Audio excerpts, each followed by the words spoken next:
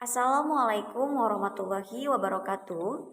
Perkenalkan, nama saya Siti Zulfa Fauzia, mahasiswa Sains Komunikasi semester 4 dengan NIM G2010963. Video ini dibuat untuk memenuhi tugas ujian tengah semester mata kuliah Psikologi Komunikasi yang diampu oleh dosen pengampu kami, yakni Ibu Dr. Agustina M. Purnomo, SPMSI.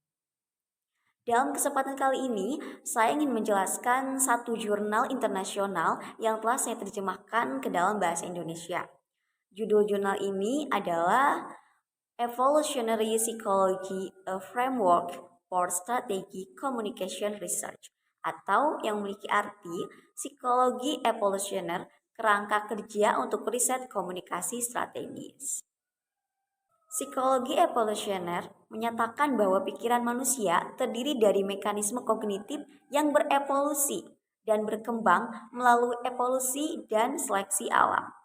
Mekanisme ini berkembang untuk memecahkan masalah lama di lingkungan leluhur manusia.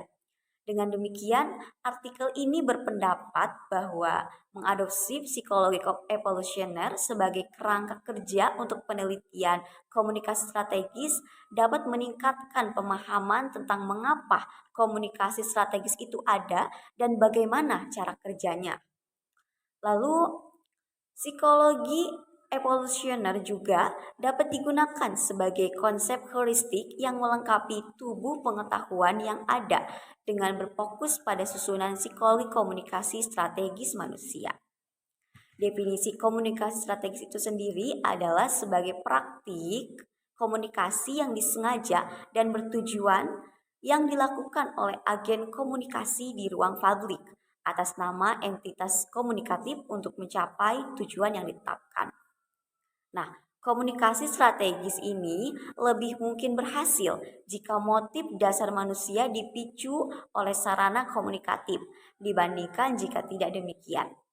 Tentu saja, motif yang dipicu ini harus sejalan dengan tujuan yang ingin dicapai oleh entitas komunikatif. Poin pertama pada jurnal ini adalah psikologi evolusioner dan komunikasi strategis yang mencakup definisi, asumsi dasar, serta hipotesi kerja. Untuk mengenali kegunaan psikologi evolusioner untuk penelitian komunikasi strategis, perlu dipahami bahwasannya psikologi evolusioner ini sebagai suatu disiplin ilmu dengan konsep, asumsi dasar, dan istilah intinya yang unik.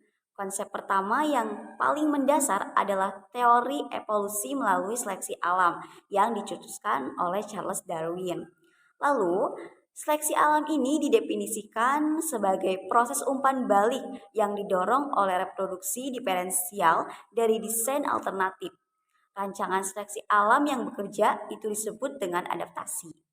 Nah, ada dua premis yang menggambarkan psikologi evolusioner. Yang pertama adalah menurut Smith, Tooby, dan Barkow bahwa ada sifat manusia yang bersifat universal dengan batasan bahwa universalitas ini ada terutama pada tingkat mekanisme psikologis yang berkembang, bukan perilaku budaya yang diungkapkan.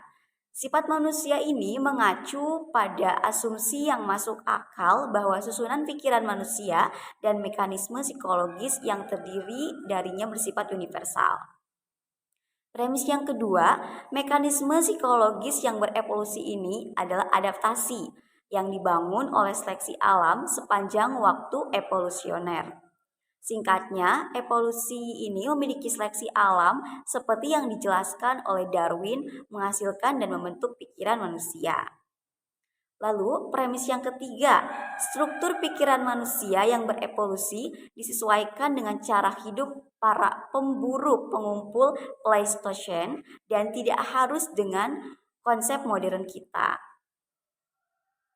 Nah, lalu singkatnya, psikologi evolusioner ini mengusulkan bahwa pikiran manusia yang berhubungan dengan komunikasi dalam masyarakat informasi saat ini adalah hasil dari evolusi otak manusia dalam pengaturan sosial lingkungan adaptasi evolusi. Masalah yang dihadapi manusia saat ini juga diproses oleh mekanisme kognitif yang dibentuk dalam lingkungan masa lalu yang sangat berbeda sehubungan dengan masalah yang berbeda yang kita hadapi saat ini. Nah, selain itu, pembahasan kali ini juga menghasilkan dua hipotesis. Hipotesis yang pertama adalah evolusi pikiran manusia menyebabkan munculnya model mental yang fungsinya adalah untuk mengatasi komunikasi di bawah kondisi lingkungan adaptasi evolusi manusia. Sedangkan hipotesis yang kedua adalah modul mental dalam pikiran kita menanggapi isyarat komunikatif tertentu yang membawa ini modul on dan offline. Nah, pada poin kedua yakni pemikiran evolusioner dalam penelitian hubungan masyarakat dan komunikasi strategis.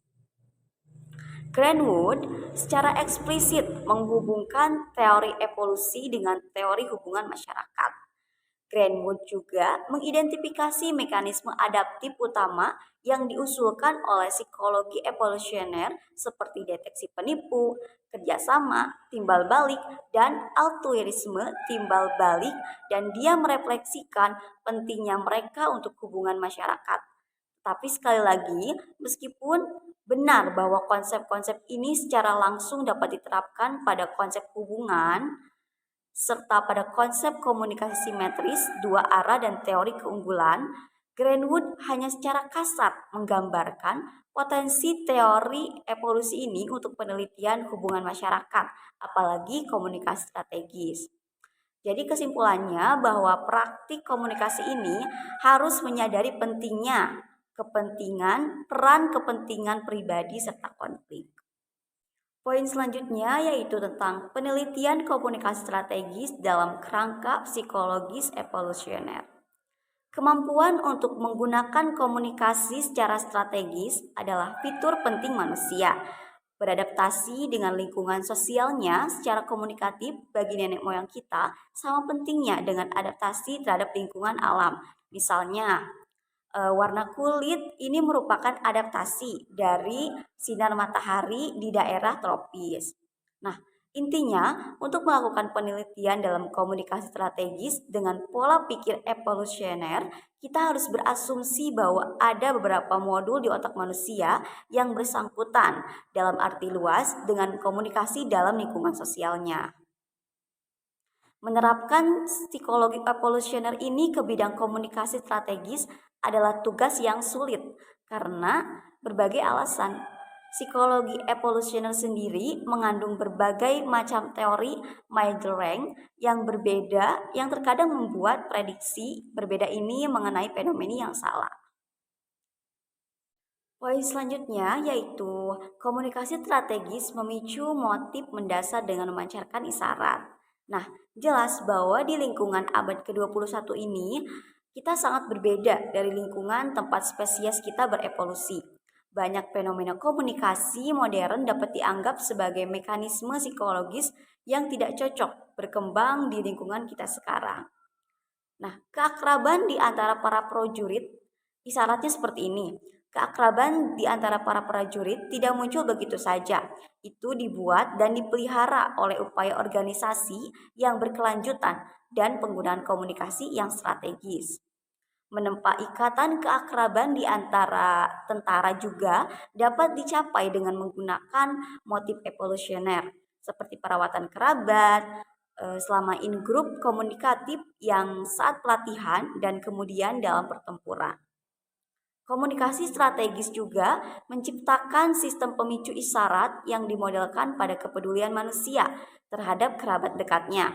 Itulah sebabnya seperti dalam keluarga, tentara itu tidur dan makan bersama dan mereka belajar untuk menganggap rekan mereka itu sebagai kerabat mereka. Poin selanjutnya adalah mekanisme adaptif untuk komunikasi strategis. Mekanisme adaptif ini perlu ada dalam pikiran manusia yang menjalankan implementasi kerangka kerja masing-masing. Jelas, tentara dan karyawan tahu bahwa selama tentara ini dan rekan kerja mereka bukan kerabat mereka. Untuk mengembangkan identifikasi seperti kerabat yang kuat di antara orang asing yang tidak berhubungan, altruisme timbal balik ini tentu saja merupakan blok bangunan yang penting. Kemampuan individu juga dari mekanisme psikologis kita ini yang berkembang untuk membentuk hubungan berdasarkan altruisme timbal balik adalah konsekuensinya. Mungkin tidak ada risiko individu langsung yang terlibat bagi komunikator ketika berhadapan dengan orang asing seperti yang terjadi di lingkungan sekitar kita. Namun, mekanisme yang berkembang untuk memecahkan tantangan leluhur dalam membangun hubungan saling percaya dengan non-kerabat atau orang yang asing masih berfungsi di lingkungan modern kita. Poin selanjutnya yaitu kekurangan penelitian saat ini dalam komunikasi strategis. Nah, penelitian di sini yaitu penelitian psikologi evolusioner yang berhubungan dengan komunikasi strategis. Kekurangannya adalah tampaknya psikologi ini menjadi titik acuan penting untuk penelitian komunikasi strategis. Namun, sebagian besar psikologi dalam penelitian komunikasi strategis digunakan untuk meminjam konstruksi terukur seperti sikap, kepercayaan, dan identifikasi. Oleh karena itu, sebagian besar penelitian tidak berkaitan dengan studi tentang dasar-dasar psikologis komunikasi strategis. Nah, seiring berkembangnya disiplin ilmu lain seperti ilmu saraf dan ilmu kognitif, komunikasi strategis semakin terancam, disusul dan terpinggirkan, menjadi lebih terisolasi daripada yang sudah ada. Bidang lain pada akhirnya akan memberikan penjelasan yang lebih baik tentang mengapa komunikasi strategis itu ada dan bagaimana cara kerjanya, serta seperti apa penerapannya secara efektif dalam praktiknya. Poin selanjutnya yaitu tentang implikasi untuk praktek dan penelitian masa depan. Berdasarkan argumen yang disajikan, pertanyaan menarik sekarang adalah kemana seharusnya komunikasi strategis sebagai bidang pergi berdasarkan kerangka psikologis evolusioner, dan selanjutnya apa implikasi dari agenda teoretis ini untuk penelitian yang ada dan yang akan datang. Psikologi evolusioner ini sebagai kerangka tidak begitu banyak tentang menyediakan peta jalan kemana harus pergi dari keadaan seni saat ini. Tapi untuk mengakui bahwa studi tentang komunikasi strategis hanya bisa dimulai dengan pikiran manusia.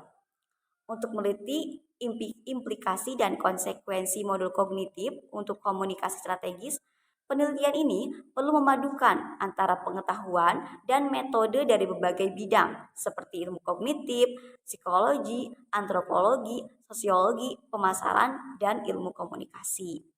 Yang pada akhirnya penelitian itu harus berusaha untuk mengembangkan model kompleks yang mencakup semua modul yang relevan dengan komunikasi strategis.